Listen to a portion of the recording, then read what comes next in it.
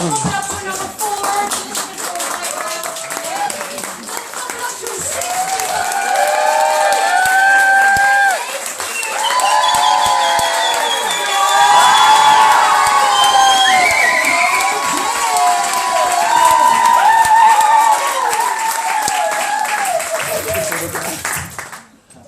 what I'm working with midgets. Hi everybody. Not judging, just saying.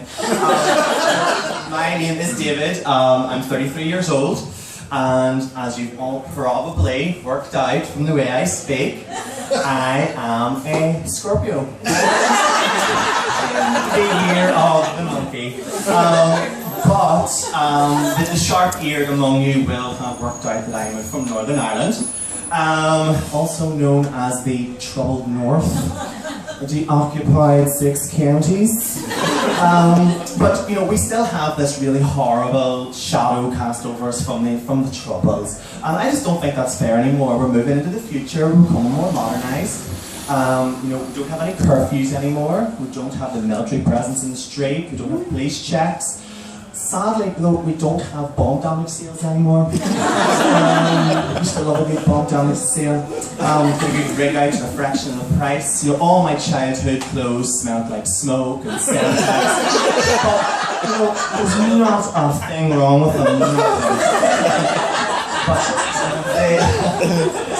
But Northern Ireland is trying to sort of push itself into the 21st century, put all this behind us, move forward.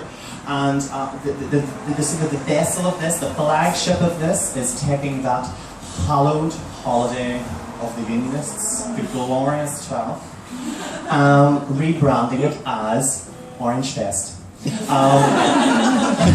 laughing, but it's true. We're trying to sort of get up there with other great European ones like Bastille Day, Oktoberfest, even a little bit of Mardi Gras thrown in there. But you know, people coming over to Northern Ireland to sort of go to Orange Fest, what can they expect?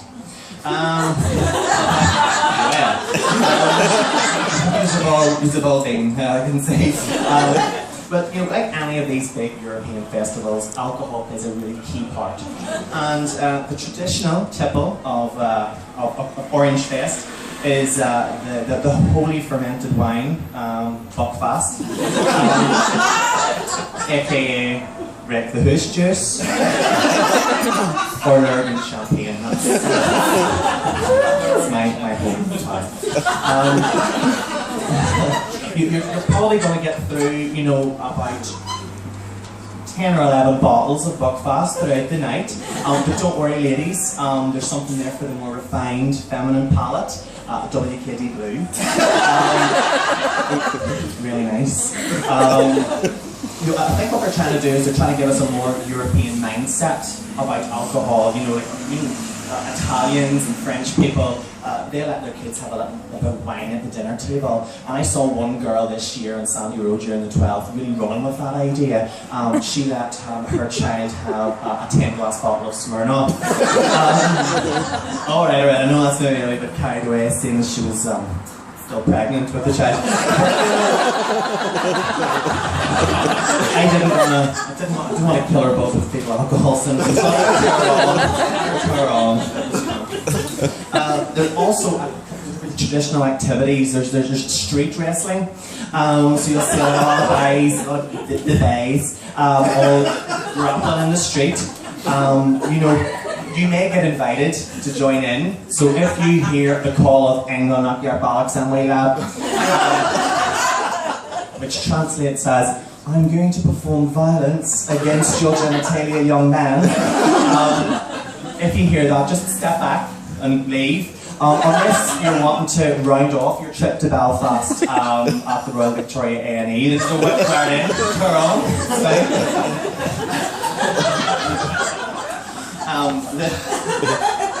Just do it. We're wanting to sort of, as I say, bring a little bit more youth and young and inject a little bit of, you know, fun and cheekiness into the 12th or Orange Fest. We don't want it to be old men in suits and bowler hats and their sash. You know, we maybe want to be a wee bit more like Mardi Gras. You know the bits when the girls show the boobs and then they get like a necklace, much like that one you're wearing.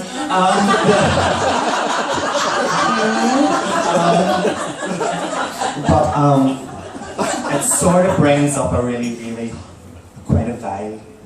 It actually turns my stomach thinking about it. It's a really vile story.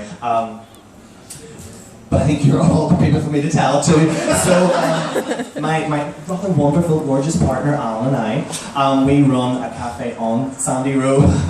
I think that deserves a round of applause. Thank you. We survived. And so can you.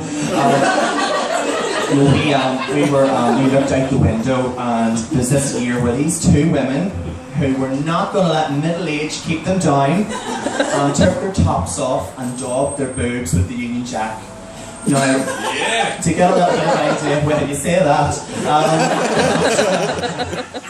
if you had seen them, let me put it this way, to give you an idea of their age, if their boobs were Union Jacks, flying above Buckingham Palace, the Queen wasn't at home. That's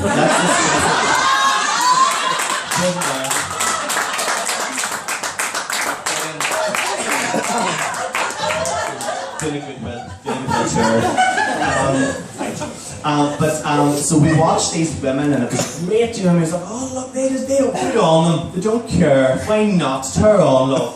Then we watched them carry out their God-given democratic right to do what they want in the streets of Belfast. So they hunkered down between two cars and took a shit. Those are the rights we need to protect, users. Long now. In fact, this is what we need to protect in Northern Ireland. People want to take a shit. My boyfriend and I, we were thinking, why don't we get in on this? Why don't we get on this act? We could create an authentic, not taking shits. You know, do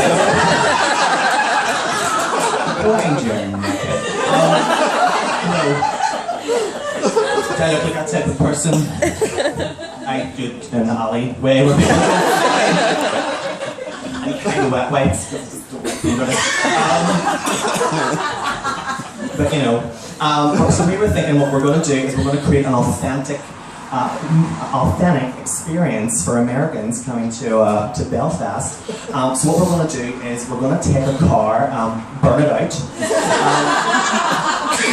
let it cool down, safety first, and then what we're going to do is we're going to put like a table and chairs in it, that the Americans get in, have a couple of wee lads, you know, rocket to and fro, backwards and forth.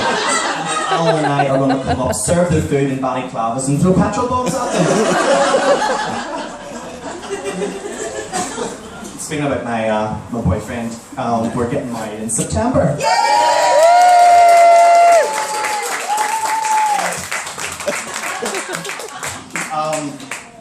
But you know, we've been to loads of weddings in the last few years. I don't know if it's that sort of age that you're getting to. We're all sitting into our mid-early late 30s.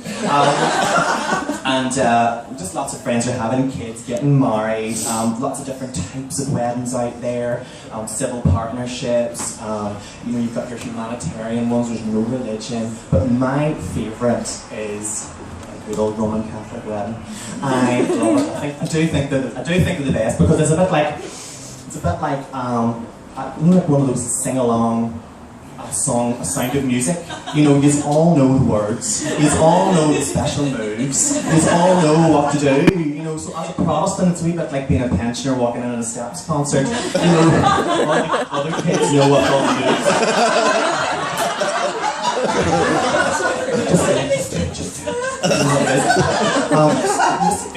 You feel completely out of place, but for a really good Roman Catholic wedding, you need a brilliant priest. It all hangs off your priest. You know, you want your priest to be Mick Jagger, you don't want him to be Daniel O'Donnell. You know, your priest needs to be a rock star. He needs to just totally, you know, fresh. Ladies and gentlemen, dearly beloved, fresh from his mass from last Sunday and Derek and Sandra's wedding, it's Father Cormac. Thank you, thank you! I was was at a wedding recently where obviously the priest was used to far better production quality than the one in this wee crappy chapel in Enniskillen, because he put his own fade out in as he was talking. This is true. He was like, in the name of Father. Is it broken? But it was like a pattern, you know, and as you man. Really strange. You know, but he was great, you know, because I was at another wedding where the guy didn't even know the bride and groom's name, so it was a bit like, and Sandra.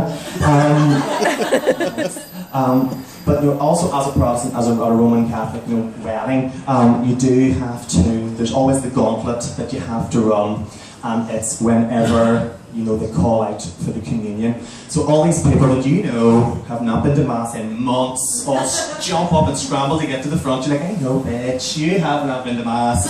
All running up to get to all running up. Spitting in their skirts and them too hairy, you know, they go to the base.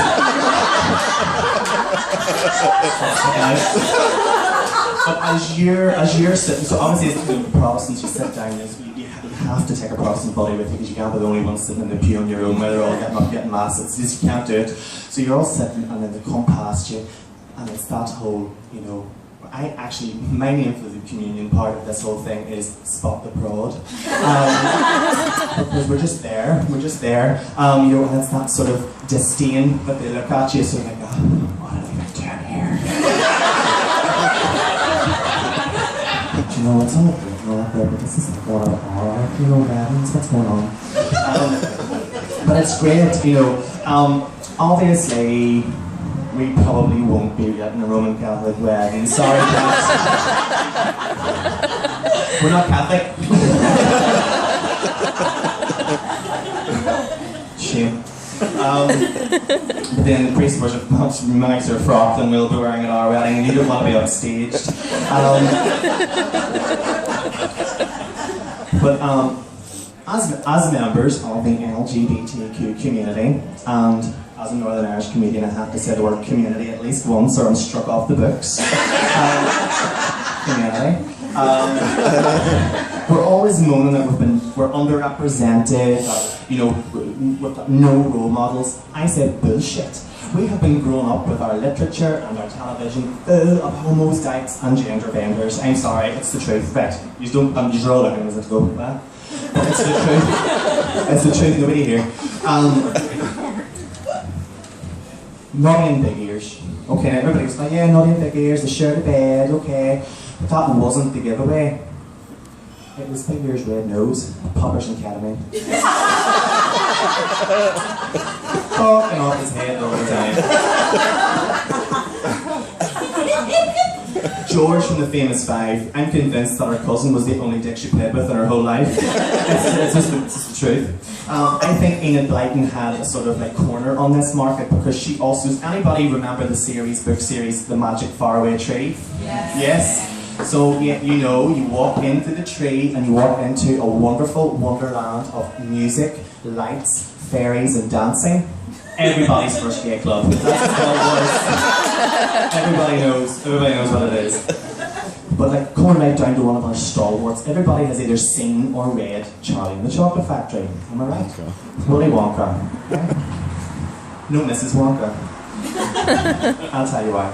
Everybody has been in the George, and everybody has seen that elderly gay man propped up at the bar with his much younger Brazilian boyfriend. Everybody knows who I'm talking about. Are you a Brazilian boyfriend? No. Sorry, you're so pretty. But you know what I'm talking about. Everybody knows what I'm talking about. Willy Wonka just thought, nah, screw that, I'm gonna go one better. He flew over a whole fucking tribe of Oompa Loompas to work in his factory to stir up his chocolate fudge. Listen, everybody, thank you so much. I seriously